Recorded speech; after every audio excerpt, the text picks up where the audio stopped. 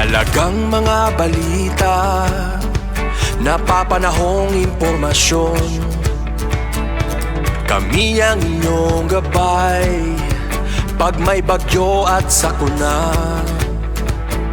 Serbisyo ng gobyerno kapag may nangangailangan.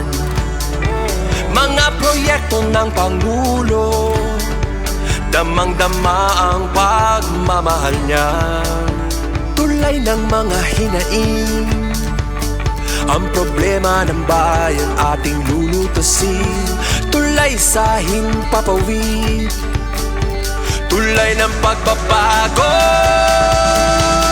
Radyo Pilipinas, Radyo Publiko ng bagong Pilipinas. Radyo Publiko, Radyo Pilipinas, Radyo Publiko ng bagong Pilipino. Mga proyekto ng Pangulo, damang-dama ang pagmamahal niya. Radyo Pilipinas, Radyo Publiko, ang boses ng Pangulo.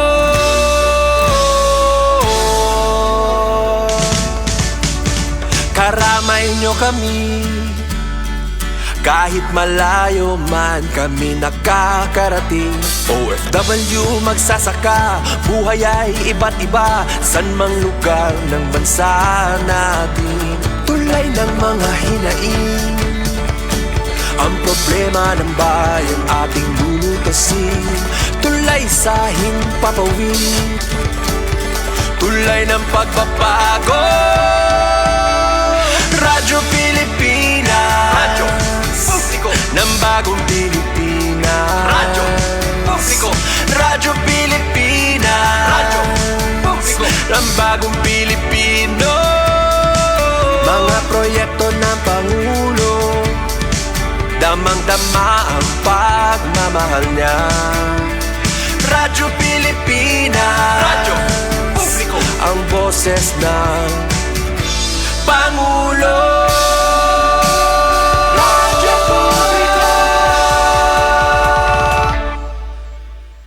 Radyo Pilipinas, Radyo Publiko, Radyo Pilipinas. Puro Himang Rao HST. Puro Himang Rao HST. Usang nga programa ang Philippine Information Agency Eastern Samar Provincial Information Center. Dinhi ipababian ang mga programa, proyekto, aktibidades ang mga serbisyohan gobyerno para han katawan Pilipino, labi na ang mga istihanon. Puro Himang Rao HST. Puro Himang Rao HST. Aton mga kahimang raw ang mga tinubyanan han mga opisinahan gobyerno para may pasabot ang ginbubuhat kausuwagan ang mulubyo. Puro Himang Rao HST. Yan na aanhian yung mga kasugmong ha Philippine Information Agency.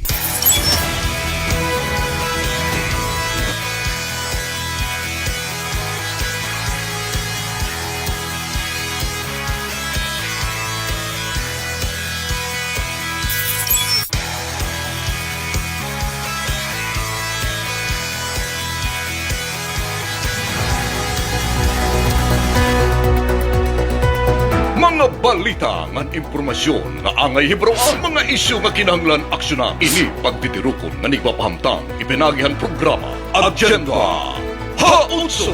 Ika ng Philippine Information Agency Eastern Visayas igpapalangat tayo ang mga Agenda Hautso nga napapanahon nga sadang pagdagdon. Eastern Visayas, habagong Pilipinas. Ini ang iyo agenda.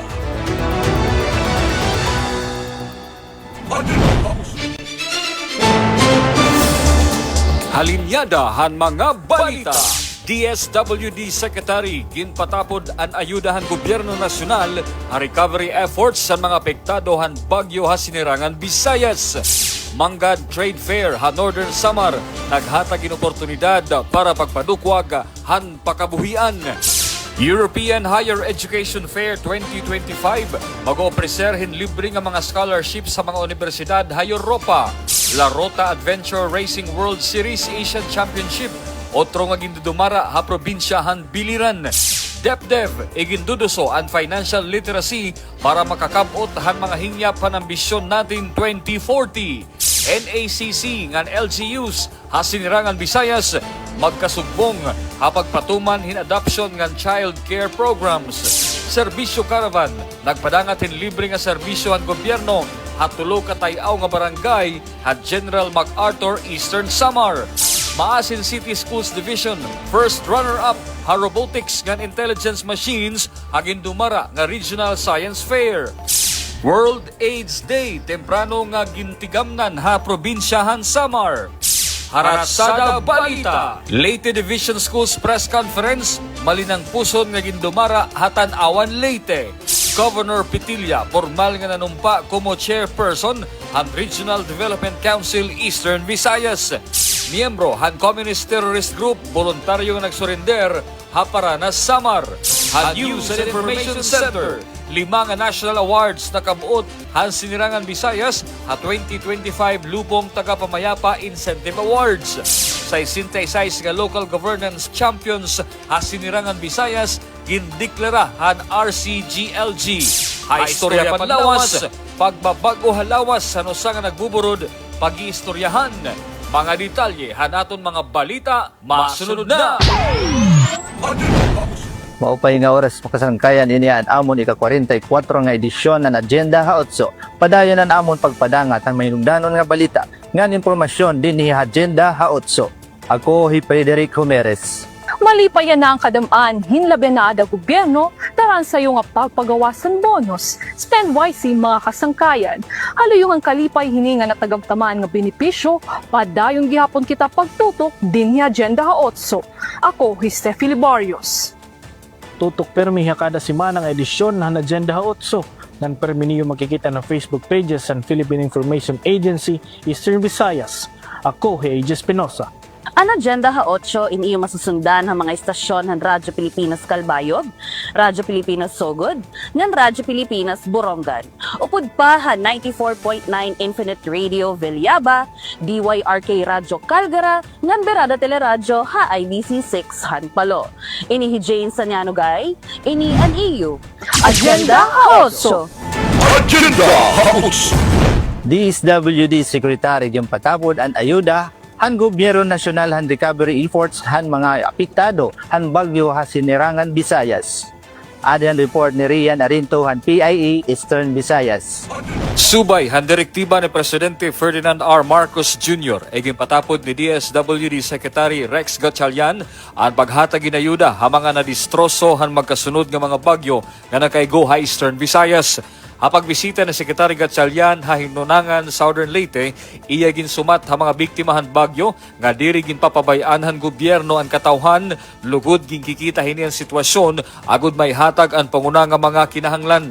Ginpangunahan ng opisyal ang paghatag hin mga family food packs, non-food items, ngan cash relief assistance ha masubra 400 ka mga apektado nga pamilya.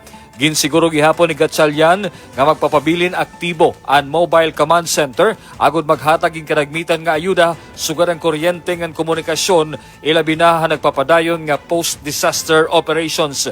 Lakip gihapon nga nakaaktibar ang mobile kitchen agud maghatag hin hot meals ha mga biktimahan bagyo. We will take care of that in kitchen equipment, kitchen kit, hygiene kit. Our deal is have to work with the governor and the mayors. Relief umaandar na is the recovery. I think more than anything, yun yung pinakabumapagabag sa inyong mga isipan. Kami sa DSWD, we already have the list of the preliminary list of totally and partially damaged. And we will start processing financial assistance for them. Actually, medyo malaki yung binigay nga, di ba sabi ko kanina sa kanila, the President wants Southern Leyte to be the top priority. Kasi alam namin na dito pumasok di ba? Together with United Island, and alam namin na medyo nahagip talaga kayo ng Bagyong Pino. And not to say that the others are not priorities, pero gusto ko malaman yun na hindi namin kayo nakakalimutan.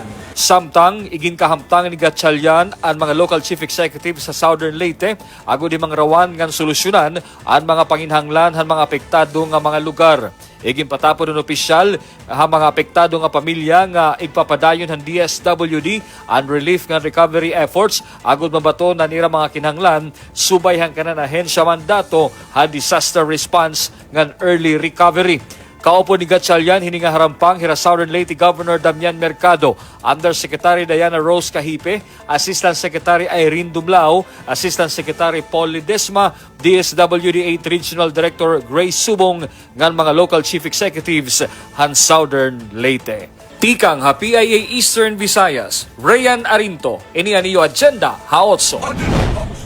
Manga Trade Fair han Northern Samar naghatang ng oportunidad para pagpadukwag han pakabuhian. Adin report niya ay Lindias han PA Northern Samar. 50 nga mga exhibitors nga mga taga-norte san Samar ang natagan otro sin oportunidad makapag-display san irang mga produkto san ginhimo nga manggad pre-Christmas trade fair sa sulod sa upat ka adlaw dikang Nobyembre 14 tubtob 17 sa Katarman Gaisano Grand Mall. Magkaduro-dilain nga produkto sa Micro Small and Medium Enterprise or MSME ang ginpadayaw tikang sa native nga pagkaon ngadto sin mga non-food products himo tikang sa yaman ngan bunga nga nakukuha gahin san tuna ngan san kamaduruto san tabo. Nasugad si Ms. Mimosa Rijes, ang Provincial Director sa Department of Trade and Industry Northern Samar. Nga tikang sa pipirala, nagdamo na ang mga MSMEs dihan sa Norte San Samar tungod nga nakitaan dida sa mga nagmanilampuson nga negosyo ang pag-uswag sa ira pangabuhian. Damo nga ahensya sa gobyerno ang nagbuburublig diri la sa pagpakaupay sa produkto pero mismo ang paghatag kapital para makatikang ngan makasustener ang nag-interes sumulod sa negosyo kaupod na ang gobyerno probinsyal. Nganini nga trade fair in pamaagi nga may pagawas, may display, nga may baligya anira produkto ngan diri la para may kumpara sa produkto sa gawas pero base liwat may baro ang komunidad lokal pag-appreciate pagpalit ngan pag-undong sa sariling atin kumubulig sa nigkasi taga Norte. Nasugad insayo nga exhibitor nga dakuan benepisyo sa trade fair kay dida na pagawas nira. Mula sa Presidential Communications Office at Radyo Pilipinas Nationwide, ito ang Presidential Live Event. Presidential Live Event. Sa panahon na kahit umulan ng malakas, hindi natin inaalala na maibabaha ang ating mga bahay, ang ating mga tirahan. So that is what we are trying to do. This is what we are attempting to start now. Patuloy pa rin ito. Hindi lang for the next 9 months ito. Kahit na matapos na yung trabaho, babalikan ulit yan. Dahil magkakaroon ulit ng siltation, kailangan kunin ulit yan. Pero hindi na ganito kalaki ang trabaho. Dahil kaunti na lang ang kailangan kunin. So that is why we are here. This is the project that we are initiating. As I promised when we started the project in Metro Manila, that we will not only go to Metro Manila, but we will go to all the urban centers and all of those areas that have suffered severe flooding in the last rain. So yun ang pupuntahan natin. All right, maraming salamat. Thank you very much. Magandang hapon sa inyo. Thank you.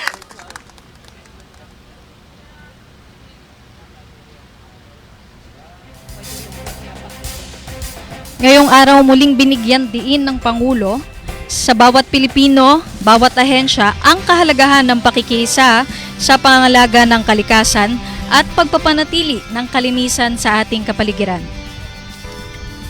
Ang Oplan Kontrabaha ay simbolo po ng pagkakaisa ng maayos na pamahalaan at aktibong mamamayan na sabay na kumikilos para sa isang ligtas, maayos at maunlad na bagong Pilipinas. So natunghayan natin kanina na sabi ng ating Pangulo, malaking tulong po ang koordinasyon ng iba't ibang ahensya ng ating gobyerno. Kasama na po dyan ang local government units, provincial government ng Cebu, including some of our private sectors here in Cebu with DPWH. Muli ito po ay bahagi ng isang whole of government approach, whole of nation approach upang sugpuin ang patuloy na pagbaha sa ilang lugar sa buong bansa.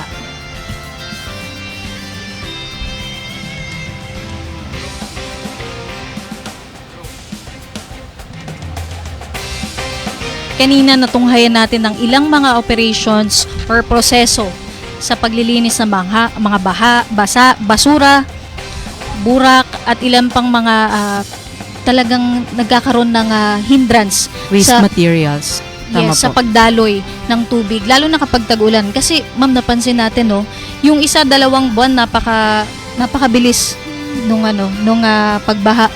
Samantalang Tama, ma'am. Kahit diba? kakaunting ulan na papansin natin,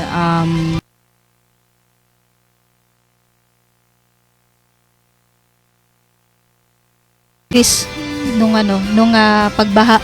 Samantalang Tama, kahit diba? kakaunting ulan na papansin natin, lumulobo na agad no yung mga, especially yung mga maliliit na estero po natin.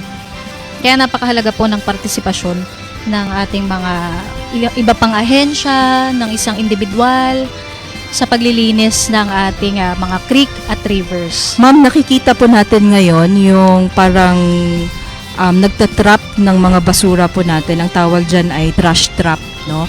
So, nandyan yung mga, may excavator po tayo dyan. Well, but also, kumukuha po ng mga waste materials. And yan yung nakikita din po natin yung dredging operation natin.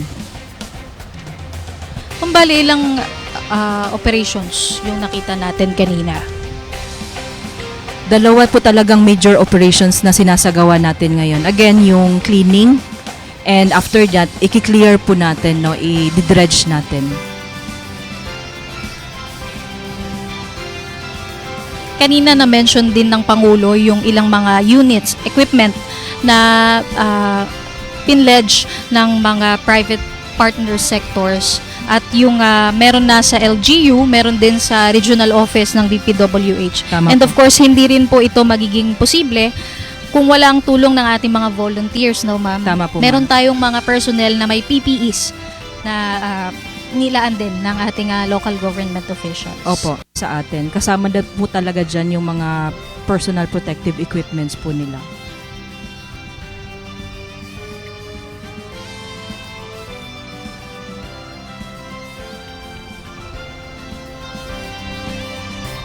So again, ma'am, yung proyektong ito po ay tatakbo po ito for roughly 6 to 7 months. Starting today po. So sana pag nalinis natin, ma'am, no, matulungan naman tayong i-maintain ng publiko po natin yung kalinisan ng ating rivers, creeks, and yung mga estero po natin. Pag nakita mo lang, ma'am, ang daming bottled mineral waters, no, na tinatapon po sa mga ilog natin. Nakakadismaya. At nabanggit nga po ng Pangulo kanina na inaasahan po ng mga taga Cebu, ng mga kababayan natin sa Cebuano ang pagbawas ng pagbaha dito sa ilang mga lugar dito sa probinsya ng Cebu dahil sa Oplan kontrabaha na ito. At nabanggit nyo nga po, kailangan din po ng kooperasyon ng ilang mga residente, lalo na sa disiplina sa pagtatapon ng basura sa mga creek, sa mga ilog, na talagang nagkakaroon ng para nagiging cause ng talagang matinding pagbaha. Tama po, ma'am. Yung nakikita naman natin sa proyekto, ma'am, yung inumpisahan natin ngayon, ano lang to initial lang to. Again, this is parang short term, no, na mga plano natin, but may mga major plans din po ang ahensya kung papaano kukontrolin. Kasi ang bagsak din ng tubig natin, ma'am, from the upstream, dumoble din, no? Nakita na yan natin nung binagyo tayo ng Bagyong Tino. Ma'am, kanina nabanggit nyo yung mga informal settlers na talagang nakatira malapit sa creek o sa mga ilog. Opo. Katulad nung sa Greater Metro Manila, sinusubukan po nating solusyonan. It's a long-term plan, yung mga illegal structures na nakatayo Yes, ma'am. malapit sa ilog. At hindi lang po doon natatapos dahil katulong po ang National Housing Authority at ang DSUD. Sila po ang nagkakaroon ng proseso o ng sistema pagdating sa mga pabahay. So, ma'am, on the part of DPWH, ano po yung proseso para dun sa mga informal settlers?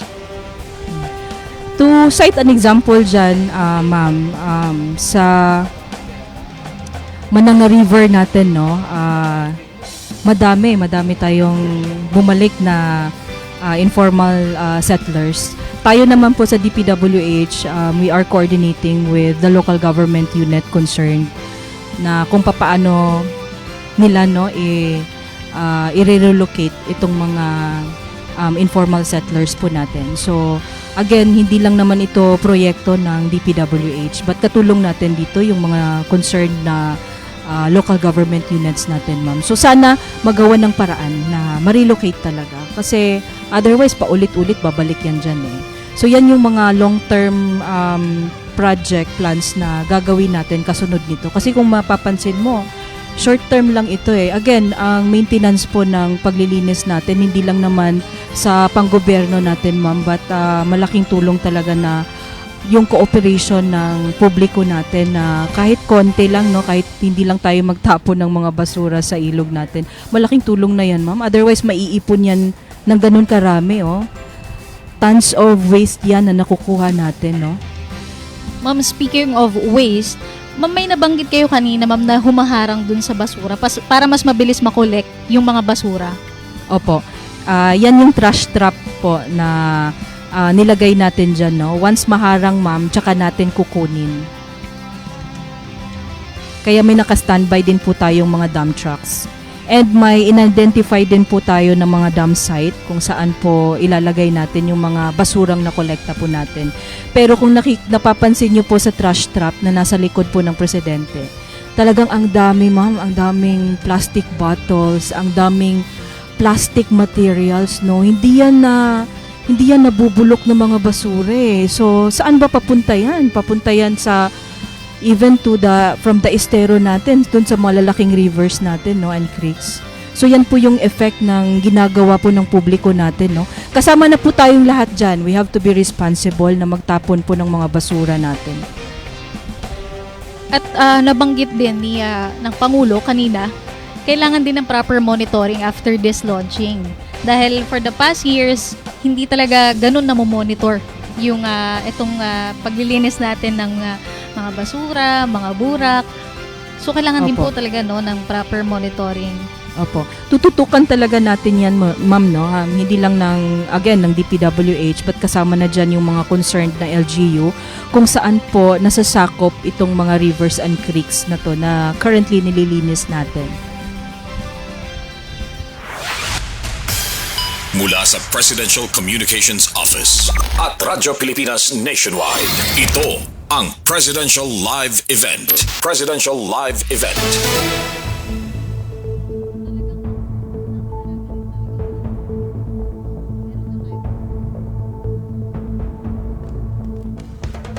Ito ang Presidential Broadcast Service. Radyo Pilipinas. Radyo Publiko ng bagong Pilipinas para sa bagong Pilipino. Naghahatid ng mahahalagang balita at impormasyon na guugnay ng pamahalaan sa sambayanan. Tulay sa himpapawid ng serbisyo publiko. Radyo Pilipinas. Radyo Publiko. Ang boses ng Pangulo. Sa Borongan, 657. Radyo Pilipinas. Radyo Publiko. Sa mga small SMEs, SMSA, ngayon mga Workers Association, kaya tungod nakaka-uplift po sa tira mga kabuhayan, tungod yan na product nakikita liwat diri na-introduce ni sa mga trade fair. Durante sa pag-abri sa Manga Trade Fair, nagpahamtang sin testamento suporta ang representante sa mga buhatan sa DOLI, DOST, PCA, Provincial Tourism Office, PIA, Gaisano Grand Mall ng representante sa buhatan ni Congressman Nico Raul Daza sa Premier Distrito sa probinsya. Dakuan pagpasalamat sa mga exhibitors, yung individual, may asosasyon, kooperatiba, sanbulig sa Department of Trade and Industry, nga iba pa nga mga ahensya nasyonal nga nabuligan sila sa ira pangbuhi nga nag-upay-upay nga nag-uswag ang ira kahimtang. Tikang sa Philippine Information Agency Northern Samar, ini si Aileen Alazon Diaz para sa Agenda H8. European Higher Education Fair 2025 mag-o-officer in libre nga scholarship sa mga universidad sa Europa. Adi detalye kan Sol Alarcon han PIA Eastern Visayas.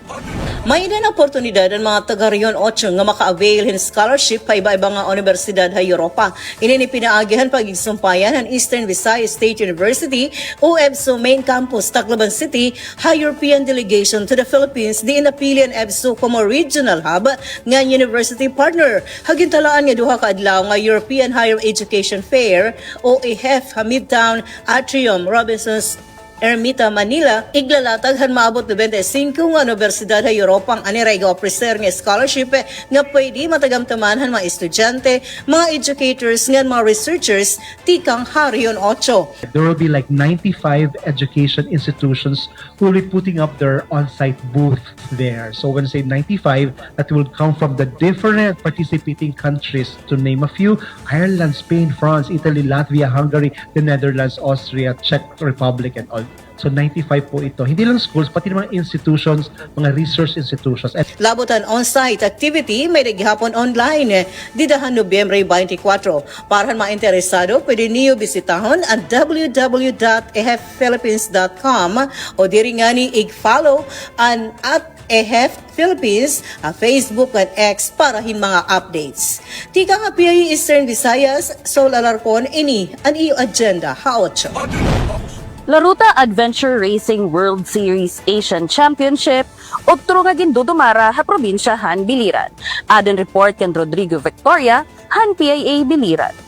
Nagbukas na ang Laruta Adventure Racing World Series Asian Championship 2025.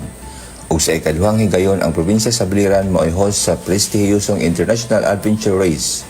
Gikuyugan ang event sa pag-abot sa 12 ka elite teams gikan sa Malaysia, India, Japan, Czech Republic ug Pilipinas. Gipresentar sa welcome dinner ang mga teams nga moapil sa 300 ka kilometro, 4 ka adlaw nga non-stop race nga moagi sa Suba, Bukid, Lasang ug daghang lisod nga terrain sa tibok Biliran. Matud pa ni DOTH Regional Director Karina Rosa Eschopes, ang Laruta 2025 mga opisyal nga ERWS Asian Championship League. Diin 80% bag-o ang race course. Giingon niya pinagi sa lumba makita sa kalibutan ang sports tourism potential sa Pilipinas ug ang talagsaong kinaiyahan sa Biliran. Sa iyang mensahe, si Governor Rogelio G. Espina nagpasalamat sa DOTH sa suporta. Iyang ipasabot nga ang Laruta usa sa pinakalisod ug pinakaprestihiyosong expedition races sa Asia. Ug garbo sa Biliran nga mao ang venue niining international nga kalihukan. We extend our heartfelt thanks to the Department of Tourism Region 8 for their unwavering support, trust, and commitment in bringing the international event back to our province. Laruta stands as one of the most respected and demanding expedition races in Asia. A challenge that calls for endurance, strategy, teamwork, and an unbreakable spirit. It gathers elite athletes from across the Philippines and around the globe, all here to embrace adventure and push their limits. Biliran is proud to provide the stage for this journey. Our mountains, rivers, coastlines, and communities are ready to welcome you, challenge you, and inspire you. This race not only showcases the natural beauty of our province, but also the warmth and hospitality of our people. Samtang si Ajita Madan, ERWS Asia Series Director, may pasabot nga makahatag ang Laruta o tinuod nga challenge sa mga racers o chance nga ma-experience nila ang kultura, tradisyon o kahimtang sa kinayahan sa Pilipinas. Nagpasalamat sab siya sa mainiton nga pagdawat sa Biliran. I do say a big thanks for that warm welcome to our MC. Thank you so much for welcoming and allowing all of us to come and experience Philippines, your island. This is my second time in this beautiful island and I'm yet to see a lot of things. Adventure racing is one sport which allows us to experience the country in its true form. Its wilderness, its its adventures, tradition, culture. This one sport allows us, and it's you who allow us to come and experience that. So a big gratitude and thank you so much for having all of us here and doing this. Si Jason Garrido, race director sa Laruta, nagaingon nga ang adventure racing usa ka hagit nga puno sa gamayng kabuang ug kaisog. Giingon niya ang tinuod nga tumong sa lumba mao ang pagdiskubre sa kusog ug kinaiya sa matag racer ug dili lang ang pag-abot sa finish line. A few years back, we were organizing a race, and I was interviewed, and I was asked, why do we do this? And my answer was, for the challenge and a little bit of madness. This is not foolish or reckless madness, because in that madness is a chance you discover something great about yourself. Not just the limits of your endurance or the limits of our endurance, but actually more of our character. What we do in this race, what we do or don't do, or how we play the race is actually who we are. It shows our character, the strength of our character. Tugod ang lumba sa Nobyembre 18 ug mulungtad hangtod Nobyembre 21, uban sa live GPS tracking nga makita sa laruta.com. Ang first place winner makakuha og automatikong slot sa ARWS World Championship sa Corsica, France sa 2026. Para sa ikaduhang higayon, mapaabot usab sa biliran ang libuan ka bisita o global exposure pinaagi sa Laruta 2025. Ikan sa Philippine Information Agency, Biliran, Rodrigo Victoria, kini ang inyong agenda hautso. DepDev ganduduso ang financial literacy para maabot ang mga hingyap and ambition natin 2040. Ang detalye hini nga report igahatag ni Jasmine Kate Agosto han PIA Leyte. Ginduduso han Department of Economy, Planning and Development o DepDev ang kritikal nga katuyuanan han marig-on nga edukasyon pinansyal nga makakabulig kaupay hapag kabot han ambisyon natin 2040. Durante ang pagsalinurog han Economy and Financial Literacy Week 2025, gintagan hindoon ni DepDev 8 Assistant Regional Director Jam Colas Villaber nga pinaagi han sakto nga nahibabaruan parte han epektibo nga pagdumarahan panalapi, dako ang mahibabulig hini hapag himuhin sakto nga mga desisyon kalampusan pagkabot dirilahan personal nga mga hingyap kundi para gihapon han malamrag nga kabubuhason han nasod. At the very core of it is financial literacy. Kasi paano man kita makaka-manage nga magkaada kita pagkaon 3 times a day, make sure nga may ada kita funds for emergency, tapos makapa-eskwela kita aton mga anak to have a matatag, maginhawa, ngan panatag na buhay. Napapakita naton ang government side, we have protection and we have opportunities for investment. And aton private sector, PHECI and BDO, there's venue for Filipinos to be financially literate. Kay kung financially literate kita, nganit aton family secure, hata siguro it chance nga maabot ta it ambition natin 2040. Kasugbong gihapon ng DepDev ang pira nga mga ahensyan gobyerno hapag padukwag han financial nga seguridad han publiko sugad han Securities and Exchange Commission o SEC ngan Bangko Sentral ng Pilipinas o BSP. Hapag kaya na ginkumpirma han SEC nga padayon ang era paning kamot hapag pakusugan financial literacy program sa bugos nga Herayon 8 agud igpahinumdum ha publiko ang mga sakto nga pitad ngan maproteheran ang era kalugaringon ng mga scam sugad man base magtikang pagpraktis ngan mahiaraan ang sakto nga pamuhunan. Nagpakita gihapon ni suporta hini nga inisyatiba ang private sector sugadan BDO Unibank Incorporated nganan Perpetual Health Credit Cooperative Incorporated o PHCCI. Tika nga Philippine Information Agency Leyte, Jasmine Kate Agosto, ini ang Neo Agenda Haotso. National Authority on Childcare nga local government units sa Sinirangan Visayas magkasubong na pagpatuman hin adoption ng childcare programs. Adong report ni Alit Reyes ng PAA Leyte. Magkasugbong na ang National Authority on Childcare nga ng kadam-anan mga munisipyo Sinirangan Visayas para hamahugot ng pag-implementar ng adoption ng alternative childcare programs. Ginpangunahan ni NACC Executive Director Undersecretary Janela Ejercito Estrada ang pagpermahan ng Memorandum of Agreement habot nga han mga bungto nga nagtitikang haunom nga mga probinsya han Region 8. Sumalakang Yusek Estrada dakuan ayat nga ginaatubang hini nga mga kabataan nga nagpapabili na puder han gobyerno dara suportahan kawaray mga kag-anak o di man ngani na wadanhin mga ginikanan. Kundi sumala pa kan Yusek Estrada pinaagi hin mga pamilya nga may pagpaid ha mga kabataan ngan gusto liwat hin mga anak natatagan hinigayon ang mga kabataan hin oportunidad maging tunay nga kaparte hin pamilya nga mahigugmaon ngan pag-atimanon ang ira mga kinahanglanon. Pinaagi ni nga mowa mas mapadudurdagmit ngan mapapadurodigon ang pag-implementar ng adoption ngan alternative child care programs sugad ang foster care o kinship programs. Mogut gihapon nga ginsusuk na han NACC ang mga pagbaligyan kabataan hilabi ha online ngan iniin mahugot nila ginmamanmanan agud masalbar ang minor de edad ngan masirutan aton mga human traffickers. So putting an end to illegal adoption and online baby selling, yan po ang ginagawa po natin ngayon. Hindi po natin dapat hayaang gawing negosyo ang buhay ng isang bata. Bawal pong magbenta ng bata, bawal pong magbigay ng bata sa iba, bawal pong mag-iwan ng bata kung saan-saan, bawal pong mag-tamper ng birth certificate ng bata, dapat po sumunod sa proseso ng legal na pag-aampon. Magiging kaparte na sa indicator and adoption alternative child care programs han kanan DILG Seal of Child-Friendly Local Governance. Tika nga Philippine Information Agency Leyte, Ali Reyes, inian EU Agenda Haotso. Serbisyo caravan nakadangat ang mga tayaw nga barangay sa General MacArthur, Eastern Samar. Ada detalye ng Jing Lira han PIA Eastern Samar. Ginduso ang gobyerno probinsyal han Eastern Samar ang serbisyo caravan hatulunga tayaw nga barangay.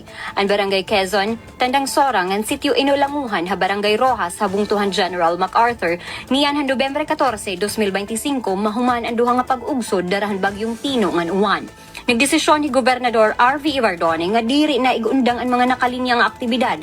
Kaupod hini ang iya pagkomiter nga dadon nga dumangat ang mga serbisyo ha mga higrayo nga komunidad komo kapartehan selebrasyon han ikasaysinta nga anibersaryo han pagtukod han probinsya. Di ba ulit yung makul, yan, tumabulugan, mas rayo pa.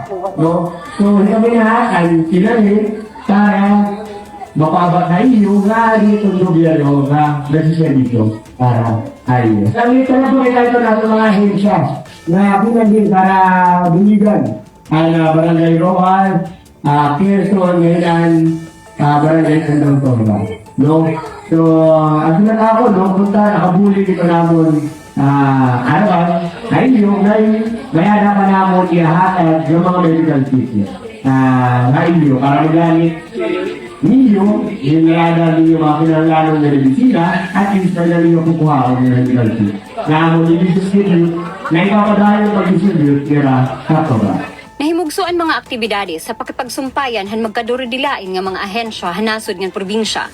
Ang caravan inagpadangat in mga serbisyo tikang ha Provincial Health Office, Eastern Samar Provincial Hospital, Department of Health, Office of the Provincial Agriculturist, TESDA, Provincial Veterinary Office, Department of Agrarian Reform, Provincial Engineering Office, Philippine National Police, PASO, Provincial Social Welfare and Development Office, Registry of Deeds, PSA, PhilHealth, ng RHU, General MacArthur. Hakabugusan, 960 ka individual o 319 ka pamilya ang nakatagamtam ng serbisyo medikal, dental, libre nga panturi, libre nga medisina, bulig ha agrikultura, rehistro ha national ID, bulig ha pag-asikaso hin importante nga mga dokumento sugad hin PhilHealth, samtang an assessor's office ay naghatag hin mga impormasyon bahin hin mga katunaan, ngan iba pang programa pang katilingban. Hapag kaya na, padayong gihapon ang pagkipagsumpayan ng gobyerno probinsyal kan Congressman Christopher Sheen Gonzales ngan Department of Information and Communication Technology para mabutangan hin libre nga wifi connection ini nga mga lugar komo baton han iradako nga inaatuba nga problema ha komunikasyon.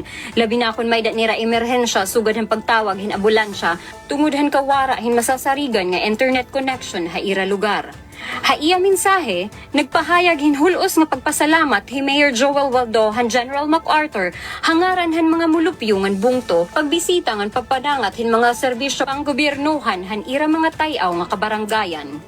Sugad mo sa nato na mga bisita, nato mga taga-provincial office na ikinupos niya Dili pa natong gobyerno, hari pinakita hapon, inaanggap naton na natong gobyerno, ginitara nga ni gobyerno de Bardoni, dini ako ng Ruas ako ipakita na ng servisyo tayo. Sanglit kami napapadala matayo ng tanan nga ni Sumalahan gobyerno probinsyal, padayon ang paningkamot ha ilarumhan mandato nga bring the government closer to the people. Kay haaton probinsya, tawo iton una. Kaupod hini nga mga higayon ang pakipaghirohimang raw han mga lideres ang probinsya han mga nasabing kabaranggayan. Dayon ipahatod nga may ada plano nga maghimo in covered court ha Barangay Quezon ngan ka-implementar han solar lights pinaagi han suporta han gobyerno probinsyal. Naging malinimpuson ang aktibidades nga pinangunahan ni Gobernador RV Everdone kaupod hi Vice Gobernador Maricar Gutisan, mga miyembro han sangguniang pandalawigan, pipira nga department heads han gobyerno probinsyal ngan lokal nga mga opisyales han General MacArthur. Tikang ha PIA Eastern Samar, Jing Lira, ini ang iyo agenda ha 8. Maasin City Schools Division first runner-up robotics and intelligence machines han gindumara nga Regional Science Fair. Adan report ang PIA Southern Leyte. Kapin 400 ka mga tinuan na apil ang ilang mga coaches gikan sa 13 ka mga lain-laing schools division sa Department of Education. Lokop sa Silangan, Kabisayan ang nag-abot sa syudad sa Masin alang sa gipahigayon nga Regional Science, Technology, Mathematics Fair karong tuiga 2025. Sa kinatibukan, dihay 280 ka mga estudyante ug 133 ka mga coaches ang mitungha. Mitambong sa naasoy nga competitive fair sa syudad gikan Nobyembre 12 ngadto sa 14, sumala pa ni Bruna Ipes, Science Supervisor sa City DepEd Office, kinsa mao say focal person sa tulo kaadlaw mga kalihukan. Kini ang unang higayon nga nag-host ang City Division nga diha gihimo sa Masin City National High School ug mapasalamaton kini sa City o Provincial LGUs sa ilang suporta labi na sa logistic dugang pa ni Ipes. Si Rian Tio, DepEd 8 Science Supervisor ug RSTMF Focal Person mibutyag sa 5 ka kategorya sa lain-laing contest. There are actually 5 major categories for this fair. The first one is what we call as the life sciences. And the second one is the physical science. The third is mathematics and computational sciences. Fourth is robotics and intelligent machines. And then last is the STEM Innovation Expo. All of them research projects. Samtang nagmalampuson ang mga estudyante sa Masin City National High School pagsakmit sa ganti nga first runner-up sa robotics and intelligent machines category o giila sab nga Best Presenter sumala pa ni Dona Deliso, Principal sa Masin City National High School. Sa kasayuran nga gipadangat ni Deliso sa PIA na sayran nga ang Robotics and Intelligent Machines team sa Masin City National High School naglakip kanila ni Alcian Radores, Charis Hildo ug Sweet Paler uban sa ilang coach nga si Rick Adubas. Gikan sa PIE Southern Leyte, Loloy Salazar para sa Agenda Haotso. Kinmarkahan probinsya han Samar ang temprano nga pagsaurog han World AIDS Day agud mapailawig ang kampanya kontra HIV stigma ngan mapakusog ang access ha testing ngan pagtambal. Gindumara ini nga aktibidad Hatandaya Hall idahan Nobyembre 13 tuig 2025 upudan health leaders, partner agencies, youth groups ngan community advocates. Sumalakan Madeline Ampatin, officer in charge han Provincial Health Office, bisan kon Disyembre 1 ang opisyal nga adlaw han World AIDS Day, ginpangulungan han Provincial Health Office ang selebrasyon para mapadayon ang impormasyon ngan pagbantay ha kahimsog. Our fight is far from over. Stigma and discrimination remain formidable barriers that prevent many from seeking care and support.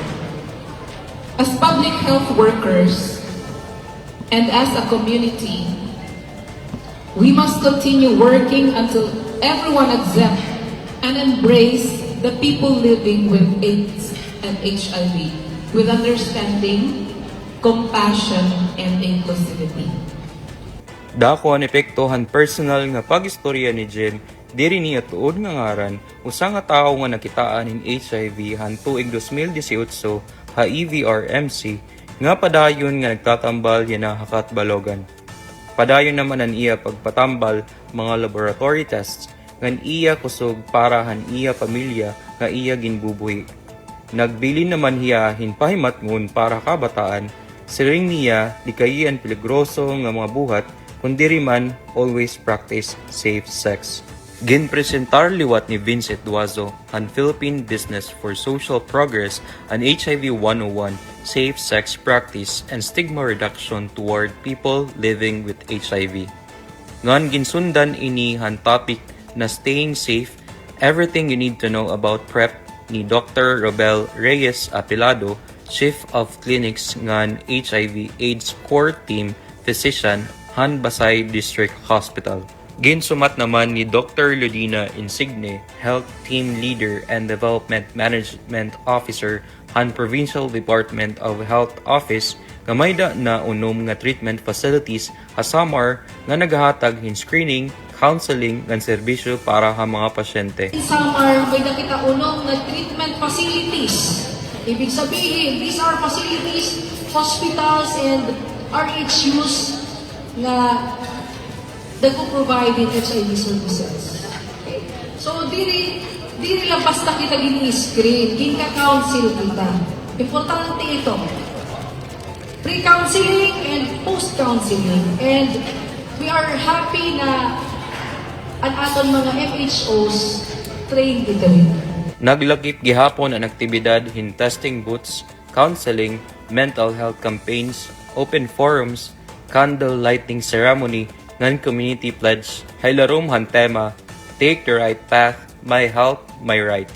Tika nga PIA Summer, Aaron Nicotihar, ini an agenda outside. Haaton Ratsyada Balita yana, Leyte Division Schools Press Conference, malinang puson nga gindumara. Governor Petilla formal na nga nanumpa, como Chairperson han Regional Development Council Eastern Visayas. Detalye hini nga mga Ratsyada Balita, masunod na.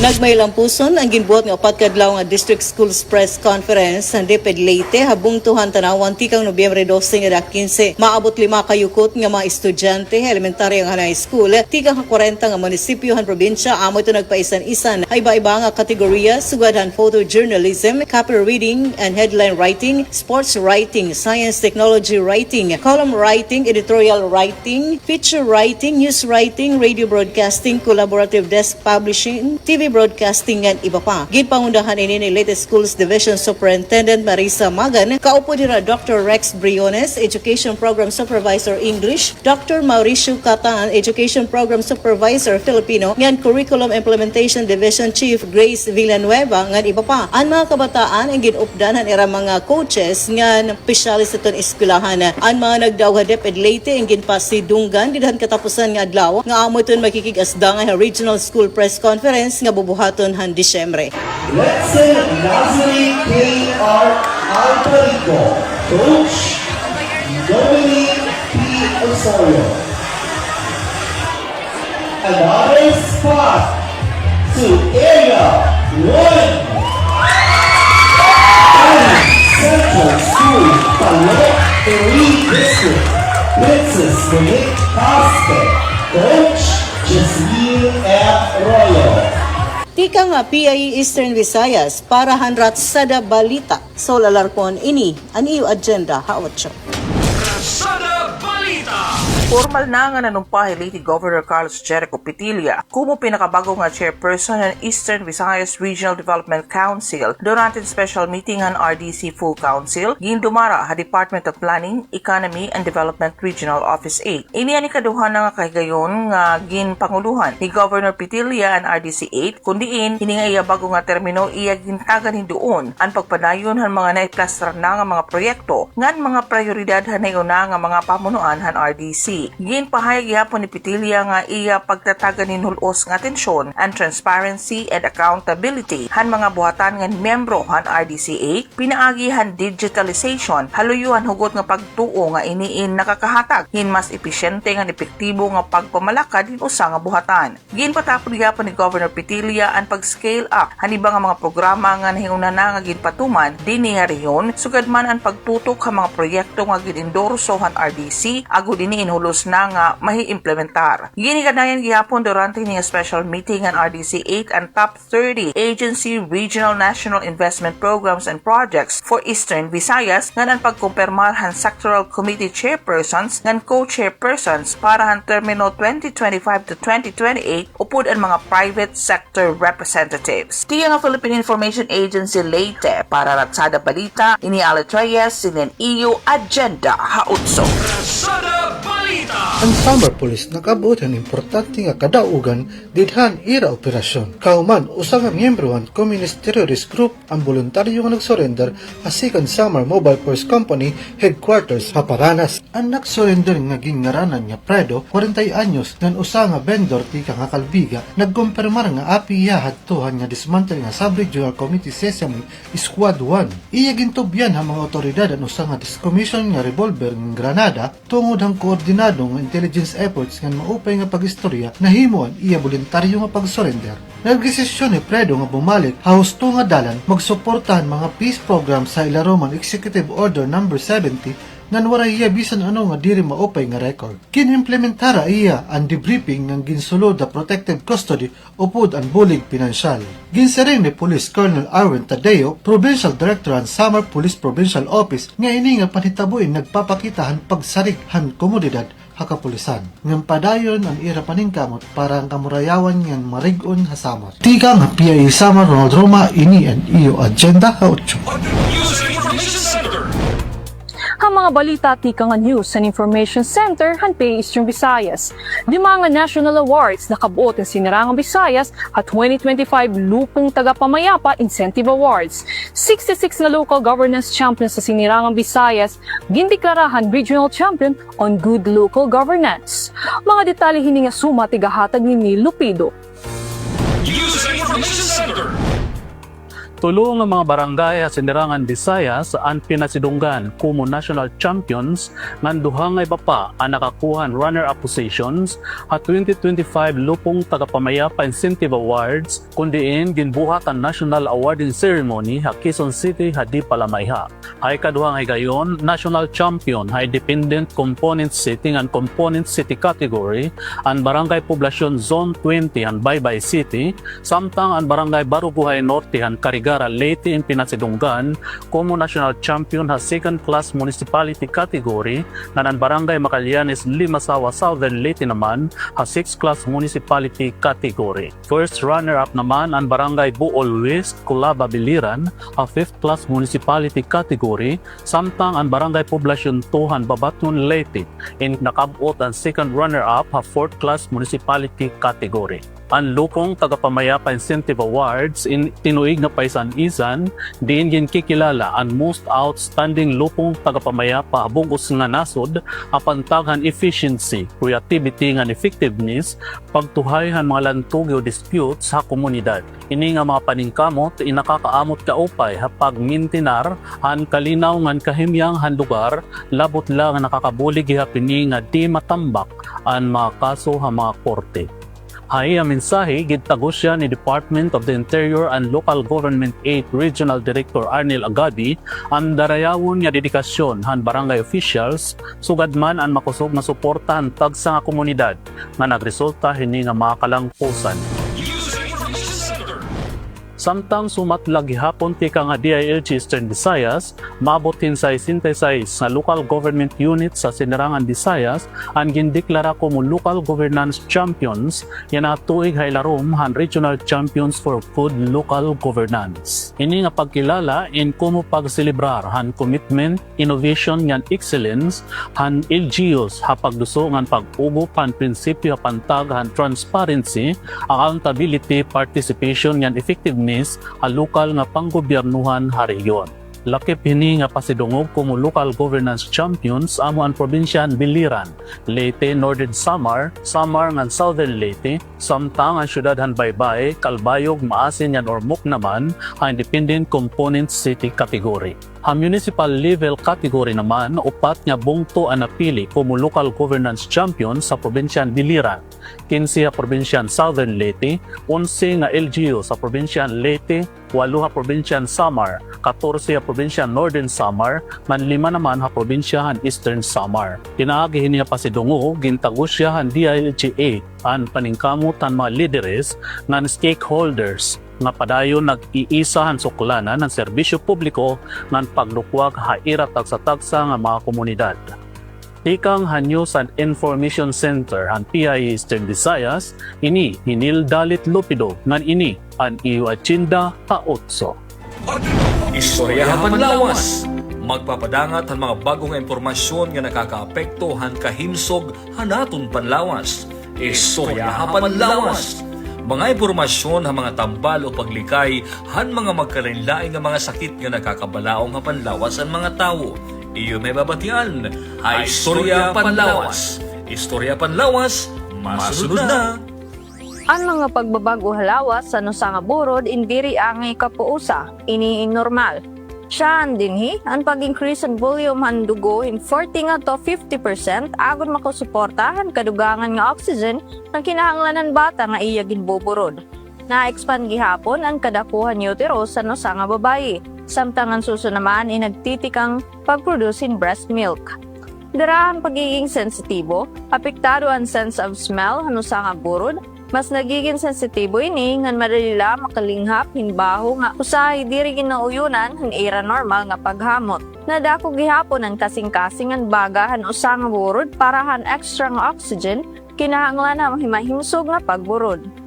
Darahan hormonal changes, nag-iiba gihapon ang boses sa nusa nga burod pero ini temporaryo lang. Darahan pagdugang han blood flow, nagiging mas glowing ano sa nga burod kundi may daliwat iba nga darahan hormonal changes inagkakaada mga pimples nga acne. Diri la mababara ka hini nga mga pagbabago kay kasagaran hini indiri darala nga nagdadara hing bata ngan mabalik ka normal mahuman ang siyam ka bulan. Permila siguruha nga healthy si mami para healthy si baby. Iyo pala nahibatian ang pinakaori nga impormasyon durante ang pagirot.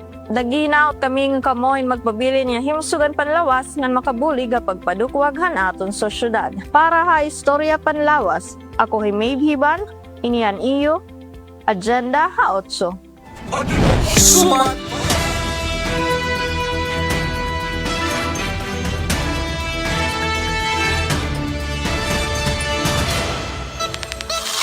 Tugtog naman, asunod nga gayon, nga aton pagkurimang raw. Punta kami inagahatag hilig sa to. Importante, o napapanahon nga mga informasyon, hindi asinarangan Visayas o kasinarangan Samar. Puro himang raw, pa-este. Puro himang raw, pa-este. Puro himang raw, pa-este. Serving the Republic of the Philippines for more than